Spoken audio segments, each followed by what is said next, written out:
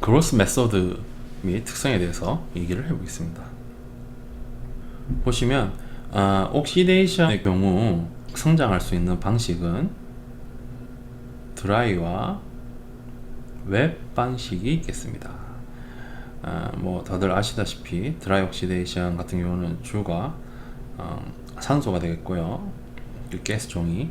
그 다음에 웹 같은 경우는 H2O가 됩니다. 그죠? 그리고 드라이는 뭐 퀄리티가 좋다 라고 얘기를 하죠. 그 다음에 뭐 얘는 뭐 웹은 퀄리티가 낮은데 대신 성장 스피드는 높다, 대신 드라이는 성장 스피드는 낮다, 이렇게 얘기를 합니다. 자, 그러면 여기서는 그럼 왜 드라이가 성장 속도가 높고 웹은 왜 낮은지에 대해서 설명을 할까 합니다. 일단 자, 드라이 옥시데이션의 주 가스는 O2죠. 이 산소의 아토믹 매스를 한번 알아보면 각각이 16이 됩니다. 그래서 몰큘러 사이즈를 봤을 때 이게 16이 되고요. 자, 그러면 이 전체의 크기는 얼마일까요? 32가 되겠죠. 그죠? 자, 그러면 웨스는 어떻게 될까요? H2O죠. 그러면 산소 하나에 수소가 이렇게 있는 형태니 얘가 아까 16이라 했고 수소는 얼마예요? 아토믹 매스가 1. 그러면 토탈 18의 그 사이즈가 되겠습니다. 자, 그러면 이때 우리가 한번 요거를 생각해 봅시다. 자, 지금 현재 이 그림은요, 타겟은 100나노미터를 올리고 싶은데 성장을 갓한 상태입니다. 그래서 뭐 지금 현재 두께는 대략 뭐 한 2나노미터 올라가 있다고 가정을 하고 설명을 할게요. 자, 그럼 이제 계속 성장을 하려면 결국 가스가 반응을 해야 되는 건데, 자, 여러분 퀴즈를 한번 내보겠습니다. 자, 만약에 드라이 옥시데이션 가정을 하고요, 요 32라는 사이즈의 가스가 여기에 도달해야지 S아웃가 성장이 될까요? 아니면 여기에 도달해야지 성장이 될까요? 아니면 여기에 도달해야지 성장이 될까요? 자, 정답은 결국 이 산소 두 개는 여기 있는 이 SiO2를 통과를 해서 이 실리콘 계면하고 만나야지 성장이 됩니다. 자, 그렇다면 자, 이렇게 반을 나눠놓고 한쪽은 전체적인 아토믹 매스 사이즈가 32, 한쪽은 18. 자, 그러면 같은 온도라면 둘 중에 누가 더 빨리 이 실리콘을 터치할까요? 결국은 이 가스 종들이 결국은 이 옥사이드를 뚫고 가야 됩니다. 그랬을 때 사이즈가 큰 게 빨리 가냐 혹은 작은 게 빨리 가냐를 봤을 때는 결국 작은 게 빨리 실리콘 표면을 도달할 수 있다는 거죠. 그래서 웹 옥시데이션을 할 경우 속도를 높일 수가 있습니다. 이해되나요? 빨리 통과를 하니까. 책에 보면 the smaller is faster 라고 되어 있더라고요. 그래서 몰큘러 사이즈가 작기 때문에 더 빨리 이 인터페이스를 도달할 수가 있어서 SiO2를 더 빨리 성장시킬 수가 있습니다. 스피드는 오케이, 뭐 그렇게 해서 우리가 이해를 할 수 있는데, 자, 그러면 방막의 퀄리티에 대해서 한번 얘기를 좀 해보시죠. 자, SiO2 퀄리티 드라이 웻 했을 때 얘는 좋고 뭐 얘는 별로다 라고 얘기할 수 있을까요? 이렇게 결론부터 얘기를 하면, 자, 만약에 소자 측면에서 얘기할게요. 보통 저 같은 경우는 옥시데이션 할 때 게이트 옥사이드로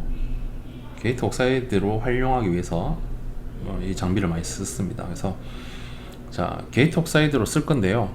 만약에 내 게이트 옥사이드 두께가 얇다, 오케이? 게이트 옥사이드 두께가 얇다 그러면 드라이를 쓰는 게 좋아요. 네. 근데 만약에 내 게이트 옥사이드 두께가 두껍다, 뭐 예를 들면 100나노미터라든지 혹은 그 이상이다, 그럴 경우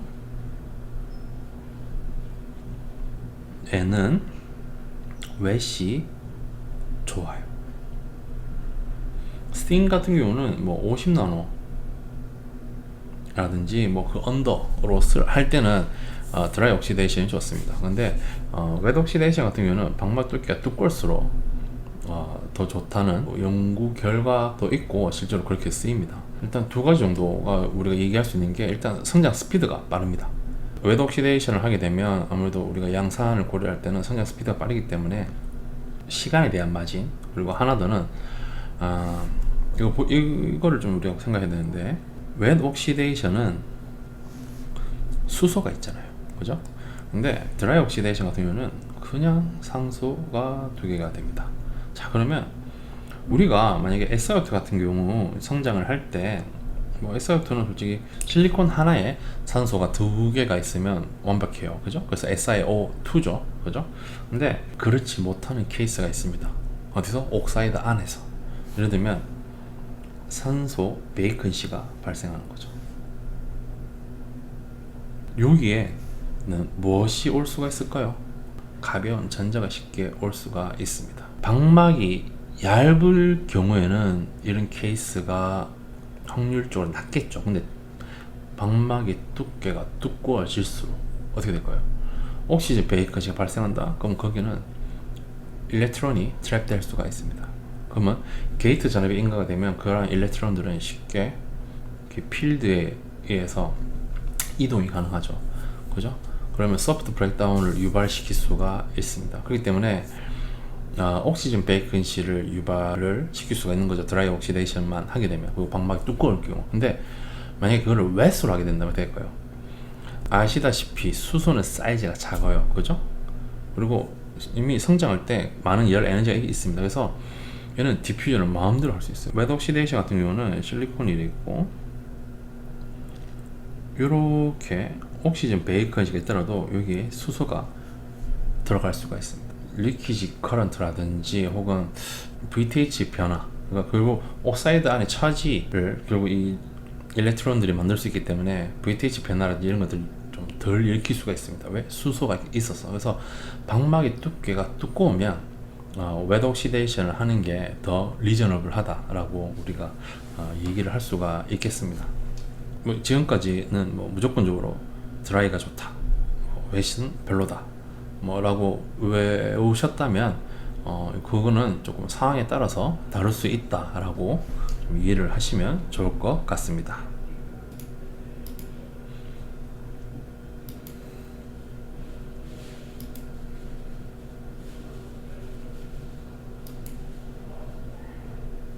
자, 이렇게 해서 얘기를 할 수가 있겠네요. 드라이 옥시데이션과 웨트 옥시데이션, 자, 시간에 따라서 얼만큼 두께가 차이 나는지에 대해서 한번 보겠습니다. 보시면 900도 그 다음에 드라이 옥시데이션, 웨트 옥시데이션. 실리콘 오리엔테이션은 일반빵으로 두 개 다 픽스를 했고요. 그리고 나서 옥시데이션 시간을 보겠습니다. 둘 다 이제 1시간으로 픽스했습니다. 자, 그 경우 드라이 옥시데이션 같은 경우는 어떻습니까? 두께가 0.02 마이크로미터, 1시간 성장했을 때, 그죠? 근데 웨트 옥시데이션 같은 경우 보실까요? 1시간 하니까 어때요? 0.2 마이크로미터보다 더 많이 됐죠, 그죠? 드라이는 0.02보다 조금 덜 됐는데 웨트를 하니까 어때요? 0.2 마이크로미터보다 더 많이 됐어요. 그러니까 이 정도로 성장 속도가 차이가 납니다. 그 이유는 앞서 설명드린 것처럼 그 옥사이드를 통과하는 속도가 아무래도 웨더 옥시데이션이 더 그 몰큐러 사이즈가 작다 보니 더 빨리 통과가 돼서 그 성장 속도가 빠르다라고 얘기를 할 수가 있겠습니다. 요거는 이제 제가 티켓 시뮬레이션으로 옥시데이션을 이제 테스트했을 때 보신 것처럼 50분 정도 했을 경우 온도가 증가할수록 thickness가 더 증가하는 것을 알 수가 있죠. 그래서 온도가 높을수록 산화막이 성장되는 두께도 더 증가하는 것을 알 수가 있습니다.